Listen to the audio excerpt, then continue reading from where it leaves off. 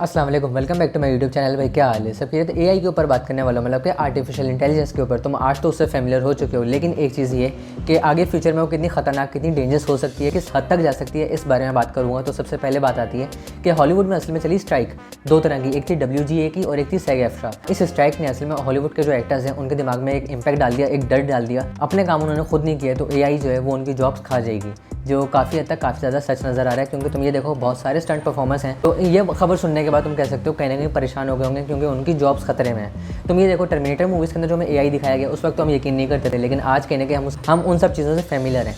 तुम ये देखो, गेम ऑफ थ्रोन्स एक शो, एक तरफ वो ले लो, दूसरी तरफ मार्वल की सुपर हीरो मूवीज़ ले लो। दोनों अलग अलग कंपनियाँ हैं, दोनों अलग अलग स्टूडियोज़ हैं।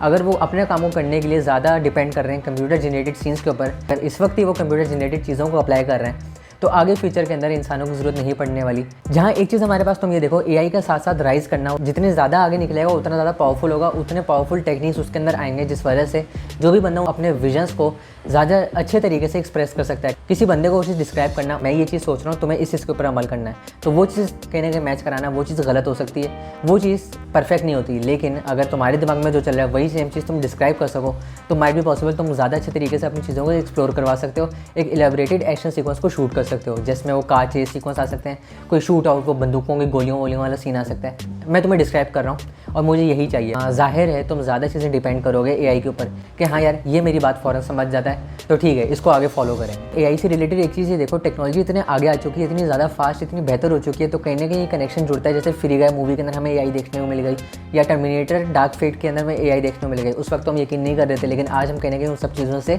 रिलेट करते हैं। आस्ते आस्ते एआई के अंदर ऐसे रोल आ चुके हैं कि वो इमेजेस को बिल्कुल स्क्रैच, बिल्कुल जीरो से शुरू कर सकता है। तुम्हें पता है SAG-AFTRA जो चल रही थी, एक स्ट्राइक चल रही थी, उस SAG-AFTRA के स्ट्राइक के दौरान एक बात बोल दी, वो ये कि स्टूडियोज़ जो हैं उन्हें चाहिए कि वो रियलिस्टिक डिजिटल रेप्लिकास अपने परफॉर्मर्स के बना सकते हैं, उनको वो इस्तेमाल कर सकते हैं रेस्ट ऑफ द इटर्निटी। मतलब कि कोई भी एक हॉलीवुड के एक्टर को पकड़ लो, अगर एक्टर नहीं मान रहा तो उनका फेस वगैरह हमारे पास है, तो हम उनको एक डिजिटल रेप्लिका उनका इस्तेमाल कर सकते हैं किसी भी चीज़ को प्रोमोट करने के लिए। जैसे तुम ये कह सकते हो, आर्नल्ड श्वार्ज़नेगर का चेहरा ले लिया, उन्होंने बहुत सारी मूवीज़ की हैं, तो उनके चेहरे को डीप फेक इस्तेमाल कर लिया। जहाँ तुम ये कह सकते हो, डीप फेक्स को यूज़ किया जा सकता है अपनी चीज़ों को, अपने ब्रांड्स को प्रोमोट करने के लिए।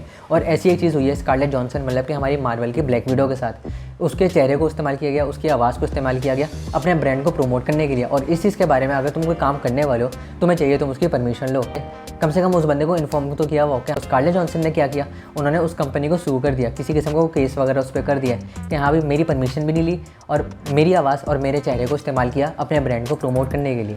तुम देख रहे हो ना कहाँ से कहाँ कहानी मोड़ रही है।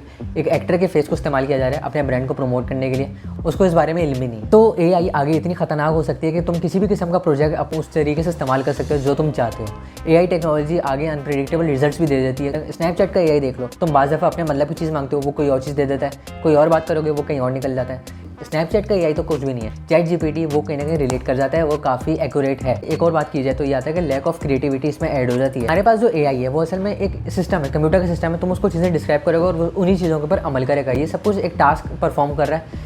जो पर्सनली बंदा फील करता है, जो पर्सनली वो चीज़ एक्सप्रेस करना चाहता है, वो सब चीज़ें मिसिंग हो जाएंगी अगर सब लोग डिपेंड करना शुरू कर देंगे एआई के ऊपर। हमारे पास जो स्टंट्समैन हैं वो मेहनत कर रहे होते हैं, उनका स्ट्रगल, बिहाइंड द सीन्स जो हमें चीज़ें देखने मिलती हैं, वो जो फन देखने मिलता है, वो सब कुछ मिस हो जाएगा। क्योंकि असल में अगर सब कुछ एआई के ऊपर डिपेंड करोगे, एक रोबोटिक ज़िंदगी हो जाएगी। उसे बोलोगे वो कर देगा, उसे जो बोला उसने वो कर दिया, प्लस थोड़ी सी उसमें अल्टरेशन वगैरह कर दी और बस काम खत्म हो गया। एआई का ह्यूमर वर्क नहीं करेगा। तो जब सब कुछ ही तुम एआई पे डाल दोगे तो तुम खुद ब खुद काहिल हो जाओगे। तुम कहोगे हाँ यार है एआई है, चीज़ें डिस्क्राइब करूँगा और बन के निकल जाएगा। हाँ, तुम्हारा खुद का शार्प माइंडेड हो जाना वो कहीं ना कहीं दब जाएगा। असल में एआई को सही यूज़ करने का मतलब ये है कि तुम शार्प माइंडेड बंदे को इस्तेमाल करो जो एआई का बेस्ट यूज़ करना जानता हो, कि वो अपने ह्यूमर को कहीं ना कहीं उसकी हेल्प के साथ और ज़्यादा इन्हांस कर सके। ये नहीं है कि पूरा ही डिपेंड कर दिया एआई के ऊपर, ये चीज़ ना करे, थोड़ा अपना ह्यूमर, थोड़ा एआई को इस्तेमाल किया, तो चीज़ें मर्ज करके निकलेंगी तो एक नई चीज़ निकलेगी, तो वो कहीं ना कहीं समझ आ सकता है। लेकिन अगर तुम पूरा ही डिपेंड कर जाओगे एआई के ऊपर तो वो माइट बी पॉसिबल वो चीज़ डिसअपॉइंट कर दे। यही था सब कुछ। तुम्हें कैसा लगा तो मुझे कमेंट सेक्शन के अंदर बता सकते हो। इस जैसी वीडियोस देखने चैनल को हमारा सब्सक्राइब, मुझसे बस नहीं मिलना है, मैं यहाँ मिल लूँगा। तब तक देखते रहो महसूस स्पीक्स। अल्लाह हाफ़िज़।